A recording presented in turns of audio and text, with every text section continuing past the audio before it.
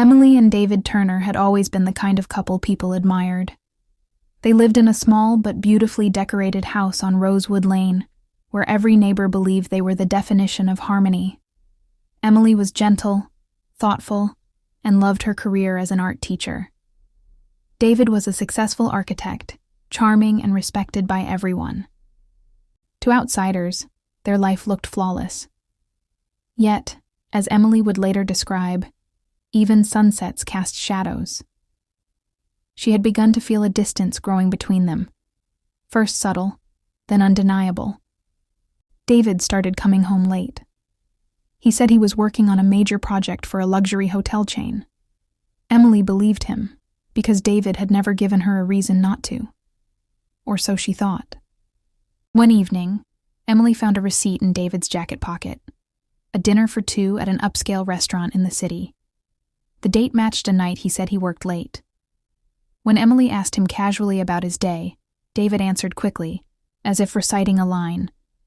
Something in his eyes made her heart quietly break. She tried to dismiss her doubts, telling herself, trust is the anchor of marriage.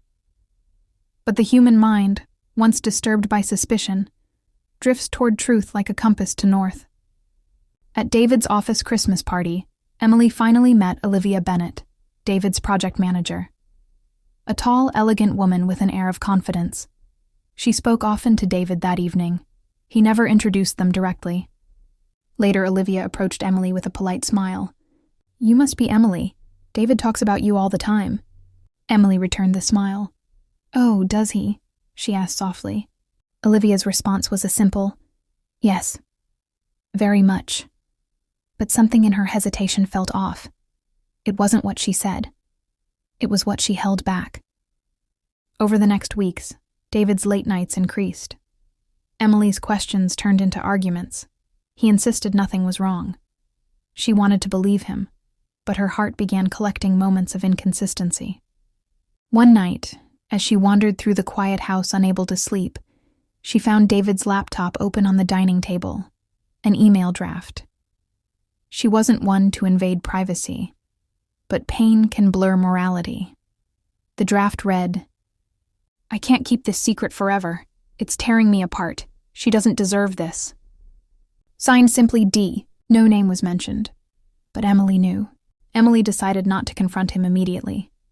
Instead, she pretended everything was normal. She cooked his favorite meals, smiled when he walked in, and even wished him luck on his work trips. But behind the softness, she made a plan. She contacted David's assistant, pretending to organize a surprise gift for him. Casually, she asked for his flight details and hotel information for the upcoming business trip. Two truths emerged. 1. He wasn't flying to Chicago for meetings. 2. He had booked a cabin at a secluded lakeside resort. For 2 people. With trembling hands, Emily booked a room at the same resort, under a different name. She would not arrive as his wife, but as a quiet witness. It was snowing when Emily arrived. The lake was frozen, the world around her eerily still. Through the cabin window, she saw David sitting by the fire with Olivia. They weren't embracing, but their closeness said more than touch. Emily knocked once. David opened the door. His face went pale.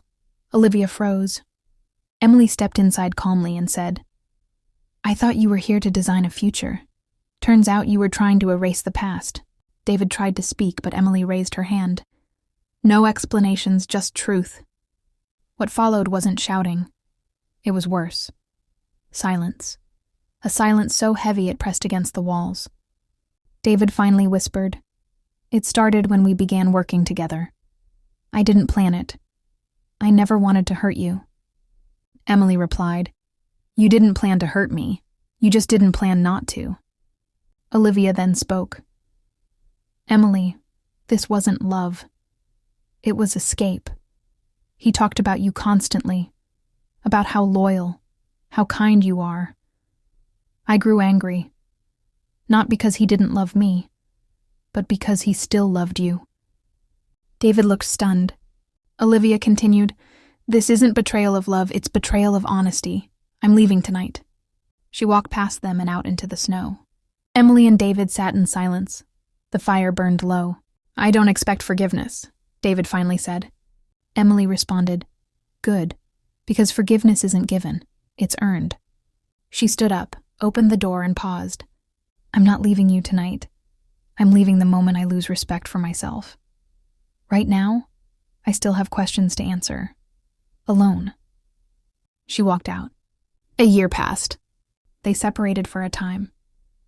Emily moved into a small apartment, returned to painting, and rediscovered her independence. David entered therapy, confronted his failures, and spent months writing letters he never sent. Finally, on their anniversary, no longer together, Emily received a letter at her art gallery. Inside was a blueprint, a redesign of the house on Rosewood Lane. At the bottom, not a plan for a home, a plan for honesty.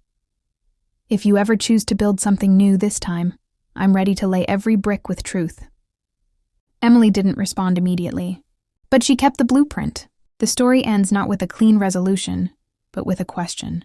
6 months later, Emily returned to the house on Rosewood Lane. She didn't knock. She opened the door with her old key. David stood in the hallway as if expecting her. She held the blueprint and said, "I'm not here to restore what was broken. I'm here to find out if something new can be built in its place." David nodded, brick by brick. Emily looked at him long and carefully. "We'll start with one," she whispered. "Love doesn't fail because of mistakes. It fails when people stop trying to rebuild. And sometimes, the strongest foundations are made from pieces that once shattered."